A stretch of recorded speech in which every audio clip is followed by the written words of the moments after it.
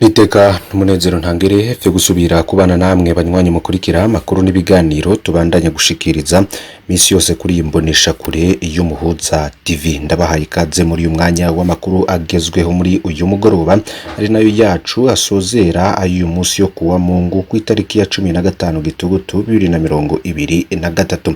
N'impinduka zikomeye cane mu kanya gato muza gukurikira mu birabana n'ubutunzi bw'igihugu c'u Burundi. Mbere yuko nshikiriza ingingo nkuru tuza kwibandako, reka ntangure aya makuru mbaramutsa kandi mbakaza aho mwoba muherereye hose mudukurikiye muri mu Burundi mu bice bitandukanye mu ntara no mu bisagara, aba muri mu bice bitandukanye ku mugabane wa Afrika no ku yindi migabane ya kure. Ndabakengurukiye cyane ko mubandanya gukurikira amakuru yose dushikiriza. Mukuru w'igihugu nyene icubahiro Varisito Ndayishimiye kwigumya vyanse yahojeje imiryango yaburiye mu mpanuka yabaye uno munsi mu ntara ya Makamba muri komine Kibago. Byo rero bikaba byabaye mu isanganya ryaturutse ku mvura y'isegenya yaguye igahitana abana bane bari mu mashengero rwa Pentecote hamwe n'imirima. Turaza kubigaruka ko rero mu majambo yoba yatangaje ku rubuga rwiwe rwa Twitter ahoza iyo miryango. Ikindi mwomenya birabana no butunzi, ingingo ya mbere ya Edouard Normand genda ko nk'umuyobozi wa banki nkuru y'igihugu yoba yabonetse. Hari guhagarika ingingo yari yafashwe kuwa 31 kwezi kwa 2023 n'uwo yasubiriye mu mabanga Dieudonné Murengerantwari. Iyo ngingo nayo ikaba yari iyo guhagarika kwandika udushirahamwe duto twabene gihugu two kwiziganiriza no kuguranana. Ko dushiramwe rero tukaba duhawe ikiringo c'amezi 6 kugira ngo tuba twamaze kwiyandikisha mu banki nkuru y'igihugu. Ariko rero banki nkuru y'igihugu iramenyesha ko atagashiramwe canke umuntu arekuriwe gukora ibikorwa byo kuziganya no gutanga ingorane ntonto atabirekuriwe ni banki nkuru. BRB yoba yasohoye itangazo risimwe ko n'ubwo mukuru iyo banki nkuru. Iryo tangazo rero mu kanya gatoyi naryo turaza kwibacirikirizaho ku buryo burambuye mumenye ivyanditswemwo. Nagusaba rero kugira ngo fyonde kuri subscribe canke sabone niba utari wafyonda ko wibuke no kubisangiza abagenzi abe kugira badacikwa n'amakuru yose dushikiriza aho herereye hose. Ndaguhaye ikaze. Reka dutangurire kuri bwa butumwa bwa Varisito Ndayishimiye ariko ahoza imiryango. Ku rubuga rwa Twitter rwa Son Excellence Varisito Ndayishimiye yanditse yagira ati twakiranye umubabaro inkuru y'imvura y'isegenya yaguye kuri uno munsi mu ntara ya Makamba muri komine Kibago igahitana amashengero, amazu, amashure n'imirima. Turahojeje cyane imiryango yabuze ababo, abakomeretse tubifurije gukira vuba. Imana izigame Uburundi n'abarundi. Nibwo ubutumwa bwa nyene icubahiro umukuru w'igihugu yoba yatanze ariko ahoza imiryango yaburiye mu mpanuka yabaye uno munsi mu ntara ya Makamba igahitana abana bane bari mu rushengero Pentecote muri Sunday School. Reka rero tubandanirize kuri rya tangazo ry'ibanki nkuru y'igihugu. Ni tangazo rero ryasinywe ko na Edouard Normand bigenda ko uwo rero niwe ubu aramutswa banki nkuru y'igihugu. Ni tangazo rigira riti mu mirimo yayo yo gukurikirana no gucungera amashirahamwe yo kuziganya no gutanga ingurane ntonto, ibanki nkuru ya Repubulika y'u Burundi ishizeho urwandiko rw'ibitegerezwa gukurikizwa inomero 14 akarongo M akarongo 23 rwerekeye ukwandika udushirahamwe tw'abene gihugu two kwiziganiriza no kuguranana n'ingene utwo dushirahamwe dukora hamwe no kwandika abagize komite ijejwe kudutunganya. Kuri iyo mvo ingingo yo guhagarika ukwandika udushirahamwe tw'abene gihugu two kwiziganiriza no kuguranana yari yafashwe ni banki ya Repubulika y'u Burundi ibicishije mu itangazo ryayo ryo kuwa 31/0/2023 irahagaritswe. Udushirahamwe tw'abene gihugu two kwiziganiriza no kuguranana dusanzwe twaranditswe tukaba turiko turakora duhawe ikiringo c'amezi 6 kugira tube twisunze ingingo ziri muri urwo rwandiko rwavuzwe aho hejuru. Banki ya Repubulika y'u Burundi irebokeje abene gihugu ko atagashira hamwe na kamwe ishiramwe na rimwe canke umuntu numwe ari kuriwe gukora mu buryo bwari bwo bwose ibikorwa vy'amabanki canke ivy'amashiramwe kuziganya no gutanga ingurane n'imigabane ntonto atabiherewe uruhusha ni banki nkuru y'igihugu ko kandi udushiramwe tw'abenegihugu two kwiziganiriza no kuguranana tutarekuriwe kwegeranya amafaranga abitswa n'abenegihugu.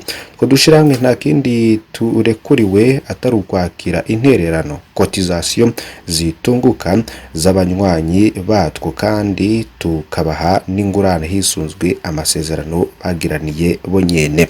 Bigiriwe i Bujumbura igenekerezo rya 10 Gitugutu 2023.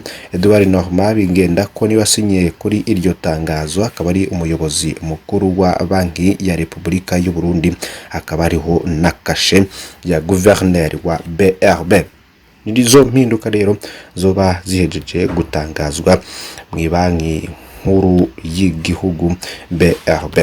Reka rero tubandanirize aya makuru ku bindi bitandukanye vyoba byanditswe mu bimenyesha makuru irya anino.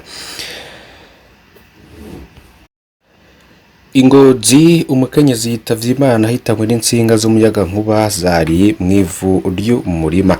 Kuri uyu wa 14 kwezi kw'icumi 2023 umukenyezi yariko ararima muri quartier Shikiro mu gisagara ca Ngozi. Mu murima rero asanzwe haracishijwe n'insinga z'umuyaga nkuba mu kuzimu. Nyamurimye yahavuye akora kuri nyansinga atazibonye bumvira mu kwitaba Imana. Aho muri quartier Shikiro hakaba hibonekeza barahuriranira umuyaga nkuba bakoresheje ijanisha ry'insinga z'umuyaga nkuba ridashemeye. Ibikorwa vyamirizwa na Dr. Engineer Major Jean Albert Manigomba, umuyobozi mukuru wa Regideso. Uwushaka gushira umuyaga nkuba mu nzu iwe kwisunga icumuyaga nkuba uzokoreshwa azocomekwa ivyuma vyo gukinjika n'ahazoshirwa amatara asanzwe. Insinga ntizinganya ubunini canke section n'ubukomezi. Akongera ko bidahanuwe gucisha udusinga munsi y'ivu kuko bizana amasanganya menshi. Mu kwiyamiriza irahurirana ry'umuyaga nkuba, umuyobozi wa Regideso agahanura bifuza gushira umuyaga nkuba mu mazu kurondera abahinga bavyize. Nanone kandi harakenewe kujaho urwego rw'abakora ivy'umuyaga nkuba ni ordre de électricien kugira ngo hamenyekane abahinga bakora ivy'umuyaga nkuba n'amategeko abagenga, kuko hariho abapfa ivyo bakoze bikazana n'amasanganya y'ubusa. Ese uba nawe maze kubona isanganya ryavuye mu kutamenya gutunganya neza ivy'umuyaga nkuba? Gira ico ushikiriza. Mu ntara ya Cankuzo hari uwiyahuye yongera asiga n'ubutumwa ngo bazomurerere. Ivyo byabereye ahitwa mu Kigwati muri komine n'intara ya Cankuzo kuri wa 14 Gitugutu 2023, aho uwitwa Paul wo kurya kabiri yiyahuye. Mbere yo kwiyahura yarasize n'urwandikaho yahishuye ko yasize ikingabe n'ibati yaheruka kugura, asaba nuko bomurerera abana biwe. Amakuru ava mu babanye akaba yemeza ko vyoba vyavuye ku matati y'amatongo afitaniye n'abanyamuryango biwe muri komine Kigamba. Bamwibaza ko kwiyahura kwiye kuba kwavuye ku karoge gafise umuzi muri izo ndyane z'amatongo. Mu yindi nkuru rero iriko ivugwa cane mu gisata c'umutekano mu ntara ya Gitega, hari abuguriye ishure babura ico biba baca basiga batabuye ibitabo vy'abanyeshuri. Ni kuri Ekofo Rukundo ya mbere muri komine Gitega intara ya Gitega mwijoro ryo ku wa 13 kwezi kw'icumi 2023. Basoma rero bataramenyekana baramenyeka igufuri y'urugi rw'ikirasi co mu mwaka wa gatatu basiga batawe n'igitabo vy'abigisha bishika 3 na kazinduzi canke dictionnaire. Abo basoma rero baragerageje kandi kugurira ibiro vy'umuyobozi bibataku w'amazi. Mu gihe hari haciye imisi 2 gusa hari yabaje kwiba muri iryo shuri nyene, abo batwaye n'udupira duto duto 12 abana bakinisha.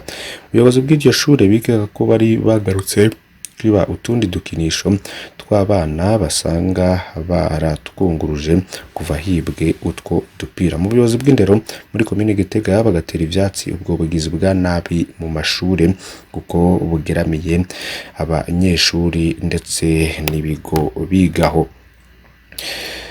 Reka rero aya makuru yabandanirize kubiriko biravugwa cane mu bice bitandukanye vy'isi. Mu gihugu ca Denmark naho nyene hari abihereje amabarabara yo gushigikira Palestina, kandi iyo myiyerekano ikaba yariko irakorwa henshi kw'isi. Ariko Israel rero ntibona ibandanya ingingo ubwayo yoba yarafashe. Nimubwiye rero Perezida Kim Jong Un wa Korea ya ruguru nawe yarongikiye Uburusiya imfashanyo za gisirikare zuzuye kontineri igihumbi. Iyo mfashanyo niyo gufata mu mugongo igihugu c'Uburusiya mu ntambara kirimo ca Ukraine. Nimubwiye rero intambara ihuza Uburusiya na Ukraine nayo ubwayo yoba igisibije, akiyongera ko iyi yo muri Israel ndetse na Palestine.